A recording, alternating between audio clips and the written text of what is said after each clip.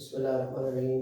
Dear students, mathematics 10th class exercise 1.1 question number 2 का part number 2 आज हमने solve करना है।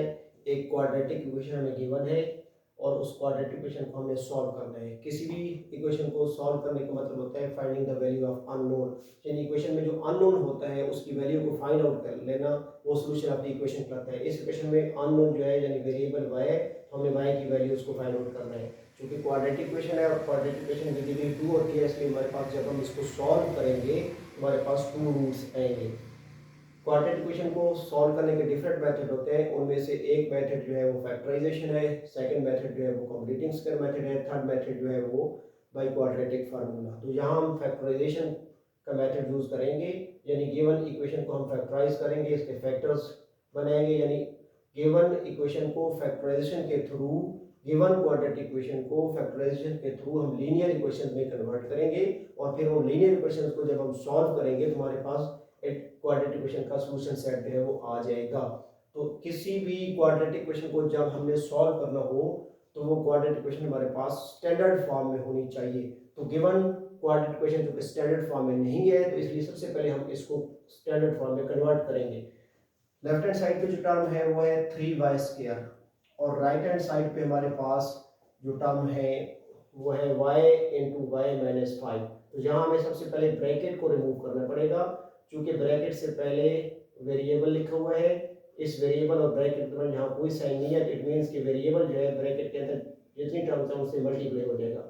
और इक्वल टू के फौरन बाद वेरिएबल से पहले जहाँ साइन प्लस का है, यानी इसका प्रीसीडिंग साइन प्लस है, तो ब्रैकेट से पहले अगर प्रीसीडिंग साइन प्लस का हो तो ब्रैकेट के अंदर जितनी भी टर्म्स लिखी होती हैं उनके साइन चेंज नहीं होते। लेकिन चूंकि y और ब्रैकेट के बाद यहाँ कोई साइन नहीं है, तो y ने y से भी मल्टीप्लाई होना है और माइनस y से भी मल्टीप्लाई होना है। तो सबसे पहले हम ब्रैकेट रिमूव करेंगे, तो y multiplied by y power 2, क्योंकि लॉज ऑफ एक्सपोनेंट के मुताबिक अगर बेसिस सेम हो और मल्टीप्लाई हो रहे हो तो उनकी पावर्स ऐड हो जाती हैं। तो यहाँ y की पावर 1 है, यहाँ भी y की पावर 1 है, जब मल्टीप्लाई होगी तो y की पावर 2 हो जाएगी। फिर प्लस माइनस माइनस y को जब 5 से मल्टीप्लाई करेंगे तो 5 मल्टीप्लाइड बाय 5y। अब हमने जो राइट हैंड साइड पे टू टर्म्स हैं इनको हम शिफ्ट कर देंगे लेफ्ट हैंड साइड पे। तो जब भी किसी टर्म को लेफ्ट से राइट की तरफ शिफ्ट करें या राइट से लेफ्ट की तरफ शिफ्ट करें या लेफ्ट से राइट की तरफ शिफ्ट करें तो वो अपना साइन रिवर्स कर लेती है। यानी अगर प्लस की टर्म हो तो माइनस हो जाती है, माइनस की टर्म हो तो प्लस हो जाती है। तो इक्वल टू के बाद चूंकि वाई स्क्वायर का साइन प्लस है, तो जब हम इस वाई स्क्वायर को राइट हैंड साइड से लेफ्ट हैंड साइड की तरफ शिफ्ट करेंगे तो ये अपना साइन जो है वो रिवर्स कर देगा, चेंज कर देगा। क्योंकि 3y² पहले से ही लेफ्ट हैंड साइड पर राइट किए गए तो उसको टेक डाउन कर लेंगे। तो प्लस का y² जब राइट से लेफ्ट की तरफ आ जाएगा तो माइनस का y² हो जाएगा और माइनस का y 5y जो है जब शिफ्ट करेंगे राइट से लेफ्ट की तरफ तो अपना साइन चेंज करके प्लस 5y बना लेगा इक्वल टू 0।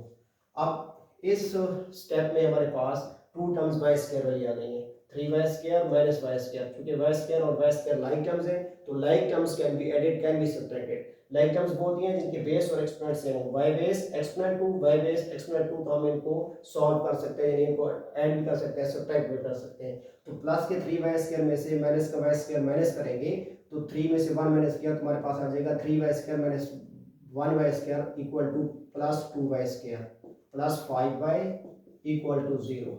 अब हमने इस स्टेप में फैक्टराइजेशन का जो रूल यूज करना है वो फर्स्ट रूल हम यूज करेंगे। फर्स्ट रूल ये है कि हम हमेशा कॉमन लेते हैं। अगर हमारे पास इक्वेशन में जितनी भी टर्म्स हो सब टर्म में से कोई ना कोई नंबर या वेरिएबल अगर कॉमन हो तो हम उसको कॉमन ले लेते हैं।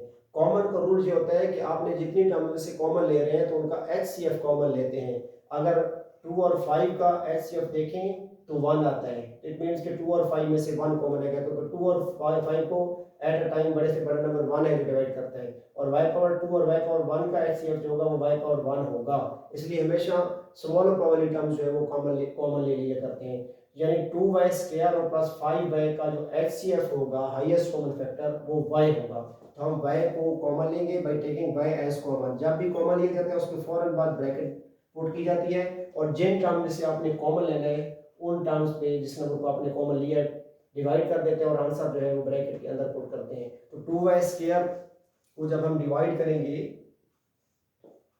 जो कॉमन लिया था y से, तो चूंकि दोनों के साइन प्लस है तो प्लस प्लस प्लस 1 2 टाइम 2, चूँकि जो हमारे पास लाइन के नीचे नंबर लिखा हुआ है वाई उसका कोफिशिएंट 1 है, तो 1 जब 2 से डिवाइड होगा तो 1 2 टाइम 2 आ जाएगा।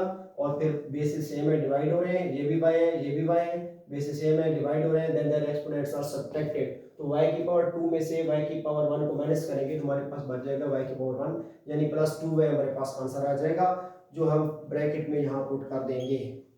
फिर y से पहले हमारा साइन प्लस का है, अब प्लस के y को प्लस 5y से डिवाइड करेंगे, plus 5y divided by plus y, तो प्लस प्लस प्लस 1 5 टाइम 5 और y पावर 1 y पावर 1 से क्रॉस हो जाएगा, हमारे पास आंसर आ जाएगा प्लस 5 इक्वल टू 0।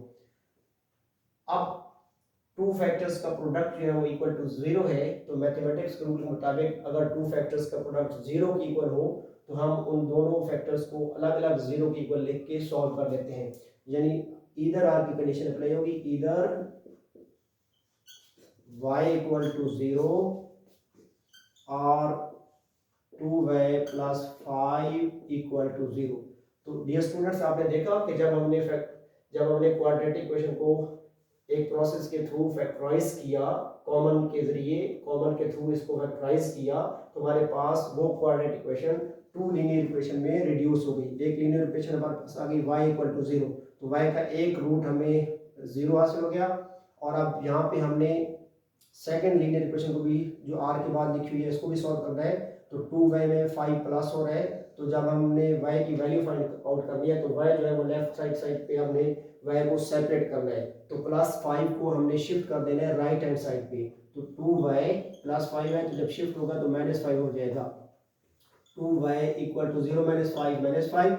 अब चूंकि 2 और इस वेरिएबल y के दरमियान कोई साइन नहीं है, इट मींस कि 2 जो है वो y से मल्टीप्लाई हो रहा है, तो बोथ साइड 2 को जो है वो डिवाइड कर देंगे, y is equal to minus 5 over 2। तो फर्स्ट रूट जो हमारे पास आया वो था y इक्वल टू 0, और सेकंड रूट जो हमारे पास आया है वो है y equal to minus 5 over 2। चूंकि हमने क्वाड्रेटिक इक्वेशन को सॉल्व किया था इसलिए हमारे पास टू रूट्स है, so solution set is equal to 0 minus 5 over 2। Dear students, ये क्वेश्चन बोर्ड के पेपर के पैटर्न के पॉइंट ऑफ व्यू से वेरी इंपॉर्टेंट क्वेश्चन है। अक्सर शॉर्ट क्वेश्चन में ये बोर्ड के पेपर्स में आ चुके हैं, इसकी प्रैक्टिस बहुत अच्छे तरीके से कीजिएगा। डियर स्टूडेंट्स, खुदा हाफिज, दुआ में याद रखिएगा।